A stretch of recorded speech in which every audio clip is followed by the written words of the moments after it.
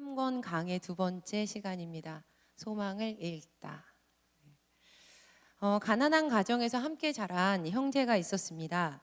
20년이 지난 어느 날 이 형제 중에 한 사람은 구걸하는 처지가 되어 있었던 반면 다른 이는 아주 저명한 의사가 되어 있었습니다.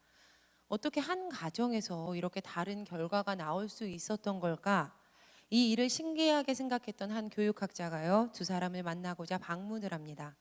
그런데 그들의 집에는 이상한 액자가 하나 걸려 있었습니다. 바로 저 액자였어요. 구걸하는 처지가 된 이가 이렇게 말합니다.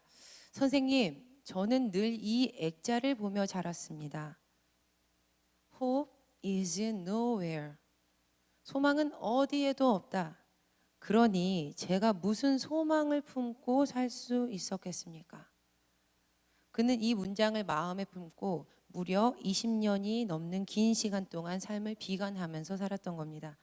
이제 학자는 저명한 의사가 된 이의 일터를 찾아갑니다.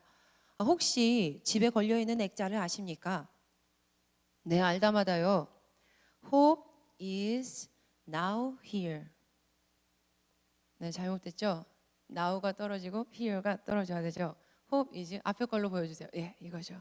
Hope is now here. 소망은 바로 여기에 있다. 제 삶에서 소망은 늘 여기 이 자리에 있었습니다. 사랑하는 여러분, 물론 이 이야기는요, 지어낸 이야기입니다. 하지만 우리의 삶에 비일비재하게 일어나는 일 중에 하나죠. 자, 여러분에게는 이 글이 어떻게 읽힙니까? 여러분에게는 이 글이 어떻게 읽히세요? 우리 처음에 보여줬던 그 검은 바탕에 글씨 한번 다시 보여주실래요, 방송실? 여러분에게는 이 글이 어떻게 읽힙니까? 소망은 아무 데도 없다. 소망은 지금 여기에 있다. 요한복음 5장을 읽어보면 예수님께서 유대인의 명절에 있어서 예루살렘에 올라가셨을 때의 이야기가 나옵니다. 예루살렘에 있는 양의 문, 그러니까 동물 양의 문이에요. 이 양의 문 옆에는 베데스다 연못이 있었습니다. 베데스다의 뜻은 은혜의 집, 자비의 집, 친절의 집입니다. 그리고 그곳에는 5개의 행각이 있었습니다. 5 행각 안에는 많은 환자들이 누워 있었죠. 눈먼 사람들, 다리 저는 사람들, 중풍병자들, 그들이 했던 동일한 행동은요, 행각 안에 누워서 연못의 물이 움직이기를 기다리고 있었다는 것입니다. 왜냐하면 베데스다 연못에는 설화가 있었기 때문이에요. 가끔 천사가 내려와서 물이 움직일 때 가장 먼저 들어가는 사람은 무슨 병에 걸렸든지 그 병이 다 고쳐진대라는 내용의 설화였습니다. 그리고 그곳에는 38해 된 병자가 누워 있었습니다. 예수님께서 그곳을 찾은 그날 비참하게 누워있는 그 사람을 보셨습니다. 또한 그가 38년이라는 오랜 세월 동안 참으로 힘든 삶을 살았다는 것을 아셨습니다. 예수님께서 그에게 물으셨죠. 낫고 싶으냐? 자, 여러분 같으면 어떻게 대답하실 것 같으세요? 예수님께서 이렇게 물으셨어요. 낫고 싶니? 그럼 당연히 네 해야죠. 네. 여러분 안 그래요? 네, 그래야죠. 그런데 이 병자는요, 동문서답을 합니다. 자기 연민에 빠져서 자신의 비참함만을 토로하는 거죠. 주님, 물이 움직일 때 나를 들어서 못에 넣어주는 사람이 없습니다. 제가 가는 동안 남들이 저보다 먼저 못에 들어갑니다. 저는 늘 이 본문을 읽을 때마다 묵상되는 부분이 한 구절이 있습니다. 바로 예수님께서 낫고 싶으냐라고 질문하셨던 그 부분이에요. 사실 이 질문 안에는 숨겨진 의도가 하나 담겨 있는데, 여전히 그에게 38년 된 그 환자에게 소망이 있는가라는 숨은 질문이 담겨 있었다는 점입니다. 너에게는 여전히 나를 향한 소망이 있느냐? 무려 38년이라는 오랜 세월 동안 그렇게 비참하고 힘겹고 어려운 삶을 살았다 하더라도 말이다. 러시아의 유명한 생리학자인 파블로프의 계시령에 대해서 한 번쯤은 들어보신 적 있으실 거예요. 그렇죠? 파블로프의 계시령. 이 시험은요, 조건 반사에 대한 내용의 시험이었습니다. 먼저 종을 울려요. 그 다음에 개가 좋아하는 음식을 주는 이 행동을 시간 간격을 두고서 계속 되풀이를 합니다. 그런데 이렇게 계속 되풀이를 하면 나중에는 그 개가 단지 이 종소리만 듣고서도 음식을 먹기 직전에 이 침을 흘리는 것처럼 침을 질질 흘리는 조건반사의 행동을 보인다. 그 행동을 동일하게 한다라는 내용의 실험이었습니다. 여러분 쉽게 말하자면요. 계속되는 동일한 상황은 그 일을 겪는 자들을 길들일 수 있다라는 점입니다. 계속되는 동일한 상황이요. 그 일을 겪는 자들을 길들일 수 있다라는 말이죠. 아마 대부분의 삶이 슬픈 뿐이라면, 일상이 어려운 뿐이라면 가장 먼저 잃는 것 중에 하나가 소망일 거라고 생각합니다. 주변을 둘러볼 때 삶이 지치고 고되면요, 그 안에서 길들여지는 분들이 많은 것 같아요. 보이는 상황이 힘드니까 돈도 되지 않고 더더욱 우리 눈에 보이지 않는 그 소망, 그것 정도 따위 쉽게 내버릴 수 있다는 거죠. 근데 사랑하는 여러분, 이 일은요 하나님의 길도 아니요 하나님의 방법도 아닙니다. 성경을 통해 말씀하시는 하나님의 뜻은 항상 동일합니다. 나 여호와가 말하노라, 너희를 향한 나의 생각은 내가 안하니 재앙이 아니라 곧 평안이요 너희 장래에 소망을 주려 하는 생각이라. 아멘. 하나님께서 우리에게요 소망을 주고자 하시는 분이시라는 거예요. 하나님께서는 우리에게 소망을 주시려는 분이세요. 자, 그렇다면 이 소망이라는 것은 내가 하나님의 뜻 안에 살고 있는 것인가를 점검해 볼 수 있는 중요한 하나의 지표가 됩니다. 만약 우리가 하나님과 연결이 되어 있다면 우리는 뱃속의 아기가 엄마와 탯줄로 연결되어 있는 것처럼 우리는 꾸준한 소망을 공급받게 될 것이기 때문이에요. 오늘 시편 80편의 시인도 하나님에 대한 소망을 놓지 않고 있습니다. 이 시편 80편도요 아삽의 시예요. 아삽의 시. 분류하자면 하나님의 구원을 바라는 탄원시라고 할 수 있어요. 탄원이란 말은 자신의 사정을 하소연하면서 도와주기를 바란다라는 의미를 가지고 있죠. 시편에서 탄원시는요 개인 탄원시와 민족 탄원시로 이렇게 구분이 될 수 있습니다. 전체 시편 중에요 무려 3분의 1이 탄원시예요. 특별히 시편 80편은 민족 탄원시에 해당된다고 우리가 볼 수 있습니다. 그런데 지금 시편 80편을 보니까요 이스라엘 민족이 처한 이 상황이요 그렇게 결코 녹록하지만은 않은 것 같아요. 다 같이 4절에서 6절 말씀 함께 읽어보시도록 하겠습니다. 4절에서 6절입니다. 시작. 만군의 하나님 여호와여, 주의 백성의 기도에 대하여 여느 때까지 노하시리이까. 주께서 그들에게 눈물의 양식을 먹이시며 많은 눈물을 마시게 하셨나이다. 우리를 우리 이웃에게 다툼거리가 되게 하시니 우리 원수들이 서로 비웃나이다. 지금 이 시의 분위기를 보아하니까요 상황이 좋지만은 않습니다. 그분의 자녀들을 바라보는 하나님의 이 표정이요 노하신 표정, 즉 화가 난 표정이세요. 4절을 보니까 하나님의 백성이 주님께 기도를 드리는데 그 기도를 들으시는 분의 표정이 화가 나 있다라고 이렇게 이야기를 합니다.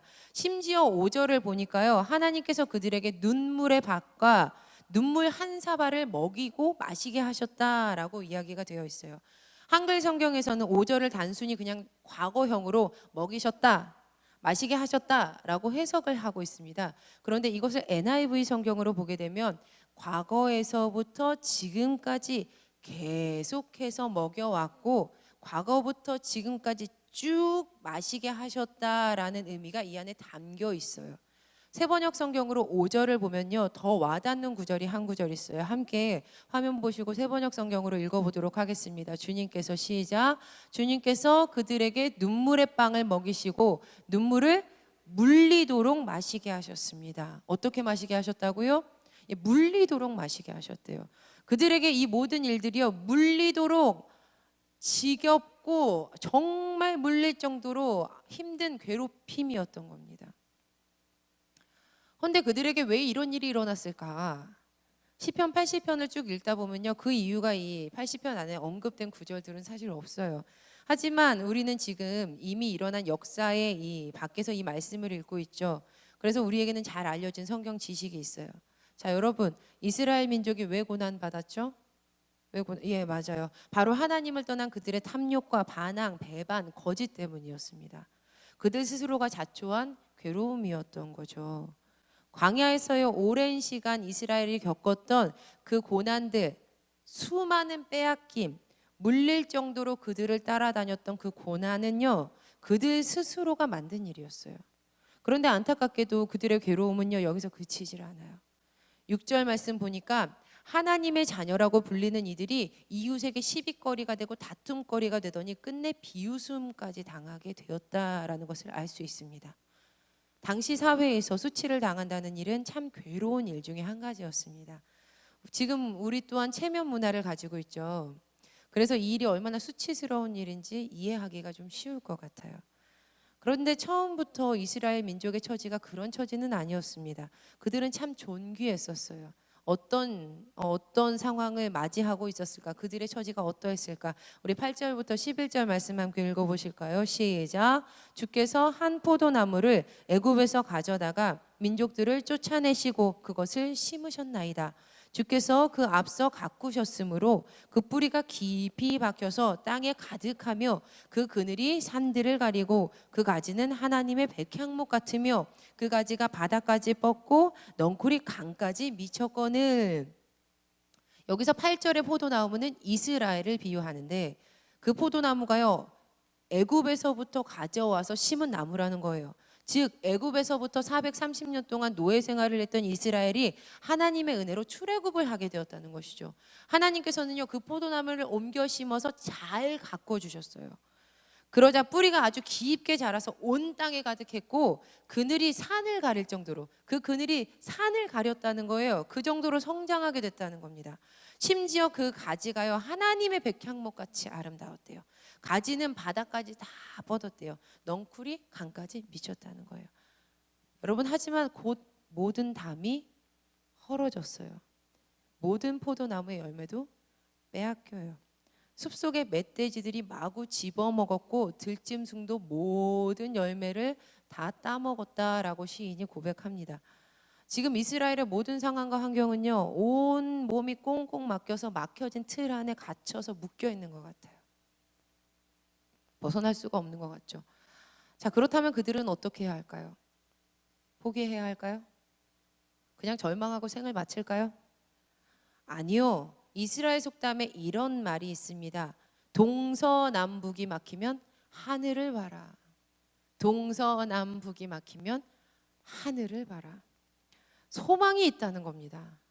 시편 80편의 시인 또한요, 하늘을 바라보고 있었습니다. 그런데 그가 하늘을 보면 하늘을 볼수록 하나님을 향한 소망이 어찌 그렇게 더욱 강해지는지 모르겠어요.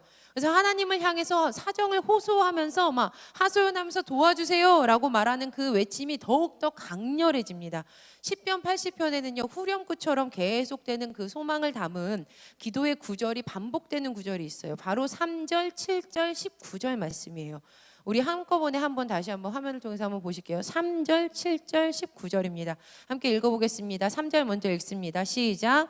하나님이여 우리를 돌이키시고 주의 얼굴빛을 비추사 우리가 구원을 얻게 하소서. 7절입니다. 만군의 하나님이여 우리를 회복하여 주시고 주의 얼굴의 광채를 비추사 우리가 구원을 얻게 하소서. 19절이에요. 만군의 하나님 여호와여 우리를 돌이켜 주시고 주의 얼굴의 광채를 우리에게 비추소서. 우리가 구원을 얻으리이다. 이렇게 반복되는 이 구절들의 구조가 동일해요. 동일한 구조를 가지고 있어요. 먼저 돌이키다, 그리고 얼굴빛을 비추다, 구원을 얻는다. A, B, A 다시, 이렇게 세 개로 구조가 계속 동일하게 되어 있습니다. 여기서 하나님의 얼굴빛을 비춘다라는 말은요, 여기서 얼굴이란 말은 히브리어로 파님이라는 뜻인데 파님이에요. 근데 얼굴이 가는 쪽은요, 임재가 임하는 쪽인 거예요. 얼굴이 가면요, 은총이 임하는 거죠. 그러니까 하나님의 얼굴을 구합니다라는 뜻은 무엇인고, 하나님의 얼굴빛을 우리에게 비춰주십시오라는 말은 무슨 뜻인고, 하나님의 임재와 은총을 간절하게 구한다라는 의미인 거예요. 하나님, 우리에게 은총을 내려주세요. 하나님, 우리에게 임재해 주세요라는 간절한 외침이 이 안에 숨어 있다는 거예요. 그런데 여러분, 이 3절, 7절, 19절 기도는요, 똑같으면서도 똑같지가 않습니다. 왜냐하면 잘 살펴보면요, 3절에서는요 하나님이여 라고 불러요. 그런데 7절에서는요 만군의 하나님이여 라고 불러요. 19절은요 만군의 하나님 여호와여 라고 부릅니다. 근데 제가 이렇게 말씀드리면요, 지금 성경 말씀 읽어보시면서 아닌데, 다른 내용도 좀 다른데 내용이 라고 생각하시는 분들이 계실 거예요. 이 구절을 한글 성경으로 보면요, 구절의 내용의 나머지 부분들이 모두 다르기 때문이거든요. 그래서 3절, 7절, 19절이 동일한 구조로 반복되는 게 맞나? 아닌 것 같은데? 라는 생각이 든다는 거죠. 자, 그럼요, 이 구절들을요 영어 성경으로 보면 더 명확하게 알 수 있어요. 우리 한번 화면을 좀 봐주세요. 천천히 구절들을 비교해 보세요. 하얀 색깔 글씨들을요 비교해 보시면 각 구절에서 다른 부분이 시인이 하나님을 부르는 부분만 다르다는 걸 알 수 있을 거예요. 나머지 부분은요 다 똑같아요. 시인이 지금 하나님을 어떻게 부르고 있어요? 시인의 외침이요 확장되고 있습니다. 하나님이요, 전능하신 하나님이요, 전능하신 주 하나님이요. 그가 하나님을 부를 때 확장해 가면서 간절하게 부르는 거예요. 자, 그러면 그는 왜 이렇게 가면 갈수록 마음을 불태우면서 하나님 간절하게 부르는 것일까? 바로 시인은요, 이 모든 상황 가운데서도 그들을 소생시키실 수 있는 분은 오직 한 분, 하나님, 그 하나님뿐이심을 알았기 때문이었습니다. 할렐루야. 우리가 진짜 해결책을 찾게 되었을 때 우리는요 더욱 간절해지는 거예요. 그래서 시인이요 하나님을 부르면 부를수록 더욱 간절해지고 절실해지는 겁니다. 하나님, 전능하신 하나님, 전능하신 주 하나님. 더불어 우리에게 참된 해결 방법이 생겼을 때 우리의 마음에 생기는 게 있어요. 우리 마음 가운데 생겨나는 것이 있어요. 바로 소망이에요. 소망. 아, 이제 해결되는구나. 해결되겠다. 끝났다.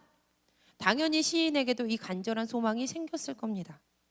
자, 그렇다면 과연 아삽이라는 이 시인이 생각했던 소망은 뭘까?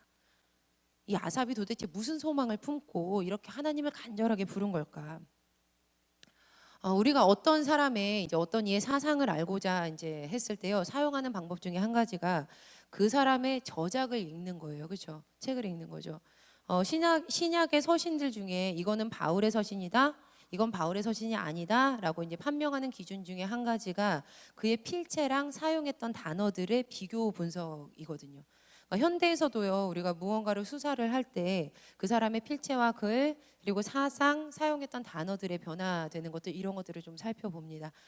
지난주에 시편 3권 강의를 시작하면서 여러분에게 드렸던 말씀의 내용인데요, 시편 3권은 총 시편 73편에서 89편까지 총 17개의 시로 이루어져 있습니다라고 말씀드렸습니다. 그런데 여러분, 이 중에서요 무려 아삽이라는 사람의 시가요 11개나 돼요. 즉 시편 3권은요 거의가 다 아삽의 시인 거죠. 여러분 기억나세요?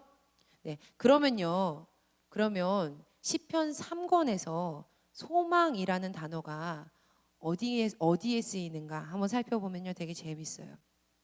시편 3권에서는요 딱 한 군데에서만 소망이라는 단어가 쓰여요. 딱 한 군데. 지난주에 살펴봤던 시편 78편 7절 말씀이에요. 그들로 그들의 소망을 하나님께 두며 하나님께서 행하신 일을 잊지 아니하고. 여기서요 그들의 소망은요 키스람이에요. 람이라는 게 붙어서 그들의 해서 키스람이라고 해서 그들의 소망이라고 쓰거든요. 근데 여기서 소망이라는 단어는 캐셀이라는 명사예요. 캐셀. 그런데 이 명사 뜻은 기름집, 내장. 하나님께 예배 드렸을 때 쓰였던 기름집, 내장 이런 거 떠오르시죠? 확신, 희망이라는 뜻을 가지고 있어요. 그런데 참 재미난 점이 하나 있는데 이 단어 안에는요 어리석음이라는 뜻이 포함되어 있다는 거예요. 이 캐셀이라는 명사의 기본 어근인 카살이라는 동사를 살펴보면요, 히브리어는 3개의 글자가 있는 칼 기본형 동사에서부터 파생을 하거든요. 이게 기본형이에요. 근데 그 기본형을 살펴보면 갓살인데 갓살이라는 뜻이 더 재밌어요. 미련하다, 바보 같다, 어리석다, 어리석은 이라는 뜻을 가지고 있어요. 여러분, 무언가 소망이라는 것과 그렇게 그 단어랑 어울리지 않는 것 같죠? 이 소망이라는 단어랑요 전혀 어울리는 것 같지가 않아요. 그런데 여러분, 이 사실 캐셀이라는 단어보다요 성경에 보면 더 많이 사용되는 소망이라는 단어가 하나 있는데 바로 카바라는 동사예요. 카바는요 갈망하다, 기다리다, 기대하다, 쳐다보다, 함께 묵다, 희망한다 라는 뜻을 가지고 있어요. 이 구약 성경에서 총 45번 사용이 돼요. 그런데 이 캐셀이라는 단어는요 13번밖에 사용 안 되거든요. 그러니까 근데 이제 그 카바라는 45번 사용되는, 두 개가 이제 비슷하니까요. 카바라는 45번 사용되는 이 동사가요 시편 중에만 14번이 쓰여요. 14번이. 그런데 재미난 점은요 시편 3권에서는요 단 한 군데서도 카바가 사용이 되지 않는다는 거예요. 시편 3권에서는 유일하게 아삽이 쓴 시 78편 7절에 캐셀이라는 명사가 사용되는 것으로 소망을 의미해요. 이해가 안 됩니다. 카바라는 좀 좋은 단어가 있는데 왜 굳이 어리석음이라는 뜻이 포함된, 어리석다라는 말의 근원을 가지고 있는 캐셀을 아삽이 사용했을까? 제가 말씀을 준비하면서 묵상을 했어요. 그런데 얻어진 깨달음이 있었어요. 여러분 잘 생각해 보세요. 우리가 하나님께 소망을 두는 일은요 믿지 않는 이들에게 어리석어 보이는 일이에요. 왜냐하면 소망이라는 게 어떻게 보면 바보 같아 보이는 것이기 때문이에요. 대체로 소망은요 현실의 삶과 완전히 반대 영역에 서 있습니다. 그러나 성경은 우리에게 이렇게 말합니다. 우리는 십자가에 못 박힌 그리스도를 전하니 유대인에게는 거리끼는 것이요 이방인에게는 미련한 것이로되 오직 부르심을 받는 자들에게는 유대인이나 헬라인이나 그리스도는 하나님의 능력이요 하나님의 지혜니라.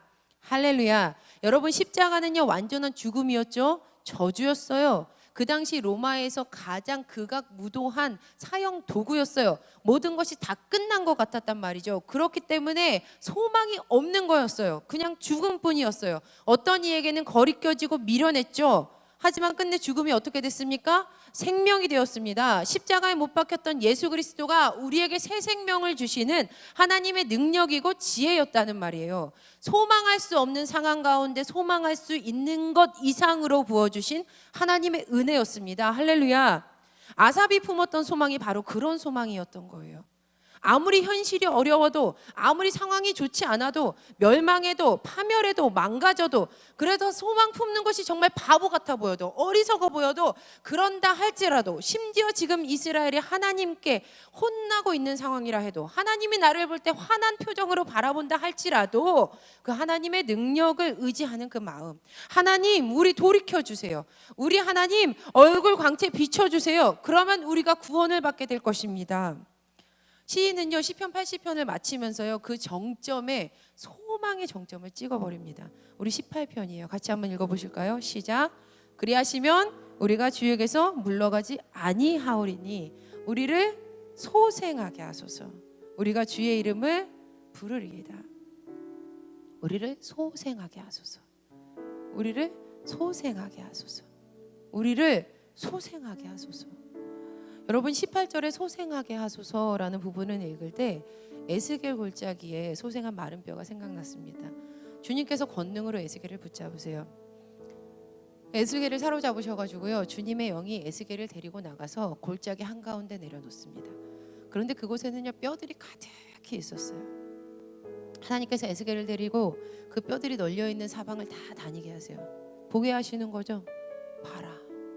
근데 그 골짜기의 바닥에 뼈가 대단히 많았다고 성경은 말해요. 그런데 이렇게까지 얘기해요. 그가 보니 그것들이 아주 말라 있었습니다. 아주 말라 있었습니다. 세상은요 똑똑한 단어들을 내세우면서 우리의 마른 뼈와도 같은 상황을 들춰냅니다. 관계도, 상황도, 재정도, 건강도, 마음도. 현실을 보면요 소망할 수가 없어요. 제가 오늘요 유치원비에 대한 이야기를 좀 들었거든요. 유치원비 이제 매달 이렇게 나가는 거. 근데 참 이렇게 그 이야기에 꼬리를 물고 들으면 들을수록요. 야, 그 얘기만 들으면 진짜 소망을 가질 수가 없겠더라고요.